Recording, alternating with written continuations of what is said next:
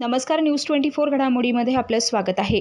अहमदनगर लोकसभा मतदारसंघाच्या ईव्हीएम ठेवलेल्या सुरक्षा कक्षाबाबत भारत निवडणूक आयोगाच्या निर्देशानुसार सर्व उपाययोजना करण्यात आली असून त्याबाबत कोणतीही कमतरता राहिलेली नाही. या ठिकाणी नेमण्यात आलेली त्रिस्तरीय सुरक्षा यंत्रणा नियमानुसार कार्यरत असून सर्व सुरक्षा रक्षक कर्तव्यावर दक्ष असल्याची माहिती जिल्हाधिकारी तथा जिल्हा निवडणूक अधिकारी यांनी प्रसिद्धी पत्रकाद्वारे दिली आहे. अहमदनगर लोकसभा मतदारसंघाचे उमेदवार निलेश ज्ञानदेव लंके यांनी सोशल मीडिया अकाउंटवरून स्ट्रॉंग रूममध्ये ठेवण्यात आलेल्या ईव्हीएम मशीनच्या सुरक्षेचा मुद्दा उपस्थित केला होता. इतकंच नाही तर यात छेडछाड झाल्याचं देखील म्हटलं होतं. मात्र प्रसारित झालेल्या सुरक्षा कक्षाच्या सीसीटीव्ही व्हिडिओबाबत वस्तुस्थिती मांडताना जिल्हाधिकारी यांनी माहिती दिली आहे की व्हिडिओमध्ये दिसणारी व्यक्ती ही निवडणूक प्रशासनाकडून विहित नियमानुसार नेमण्यात आलेली सीसीटीव्ही पुरवठादार आहे.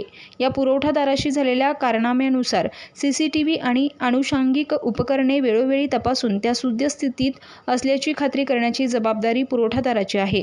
त्यामुळे निलेश लंके यांनी केलेले आरोप हे खोटे असल्याचं स्पष्ट झालंय. प्रतिनिधी स्वामी गोसावी, न्यूज 24 घडामोडी, अहमदनगर.